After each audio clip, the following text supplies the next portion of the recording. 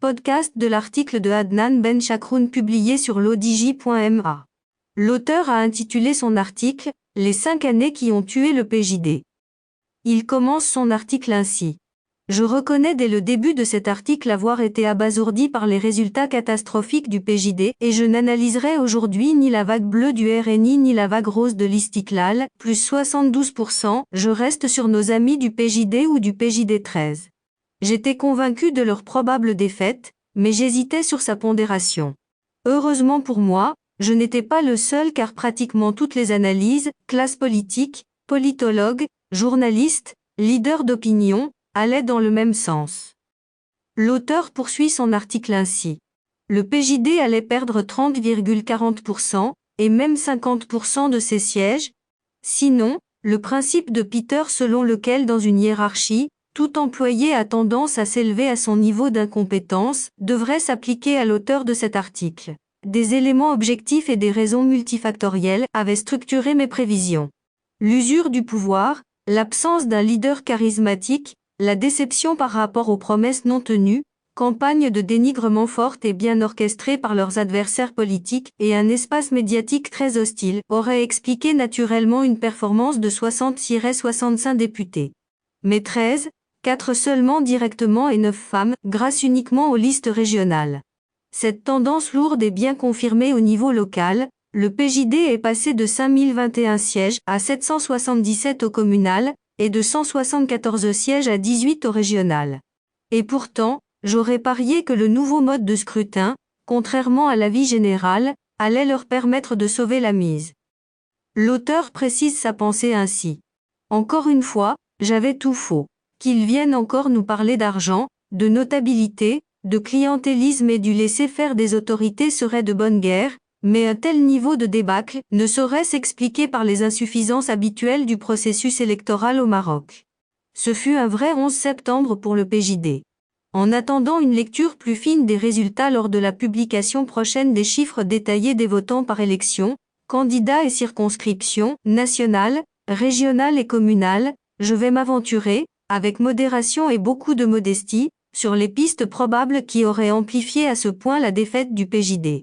Date d'aujourd'hui et pour ma part, j'en vois 5, au-delà de ceux cités au-dessus, en avouant ma difficulté à bien les pondérer.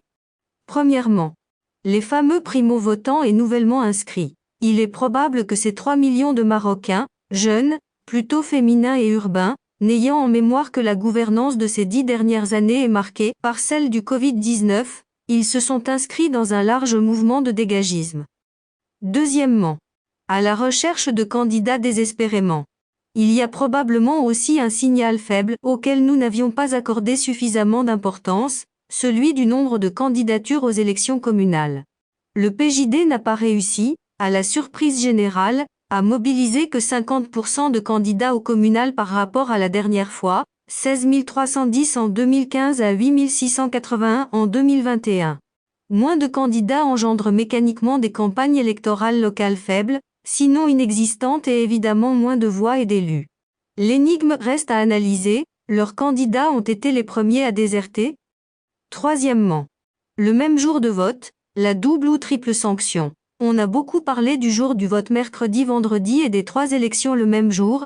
Je prends le risque, pas assez de données, d'affirmer que cette organisation du scrutin à homogénéisation le vote des électeurs, un vote sanction aux législatives, a conduit par réflexe au vote sanction local, communal et régional. Quatrièmement, pas de modèle de réussite ailleurs. Cette affirmation est tellement évidente qu'il n'y a pas lieu de plus de démonstration. Les Marocains sont bien connectés et suivent les différentes situations politiques et économiques des pays aussi bien, maghrébins ou arabo-musulmans. Les Marocains ont dit stop, un grand stop, en faisant descendre du train une classe politique, pensant qu'elle ne saurait pas être compatible avec le nouveau modèle de développement en engendrant un nouveau paysage politique marocain.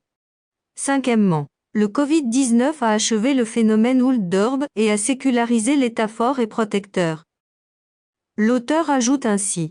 Pour commencer, on peut affirmer au moins 3 choses. La parenthèse populiste est refermée, acteurs et discours. Le discours victimaire n'est plus de mise. Le triptyque politique, religion et probité, dans le discours électoral, n'est plus performatif. Aussi, Est-il possible que cette crise sanitaire, à travers sa gestion exemplaire par l'État, ait engendré un désir de plus d'État, plus de sécurité, soit un État fort et protecteur? L'opinion publique n'a retenu que la mobilisation des autorités locales par rapport à la disparition notable des élus locaux dans la gestion de cette pandémie. Suis-je objectif dans mes analyses? Peut-être pas assez? Mais le retour à notre islam tranquille, à la normalité avec ses problèmes politiques, économiques et sociétaux, qui demeurent, peut être aussi libérateur d'espoir pour mon pays. L'auteur conclut ainsi. La confiance n'est pas encore là, à nous tous de la rétablir. L'espoir ne se décrète pas, mais à nous tous de le promouvoir. Rédigé par Adnan Ben Chakroun, élu par l'intelligence artificielle de l'ODJ Media. N'oubliez pas de télécharger notre application l'ODJ mobile sur Android et iOS, et de vous abonner à notre chaîne YouTube l'ODJ TV, si vous souhaitez être au courant des dernières actualités, podcasts et émissions télévisées.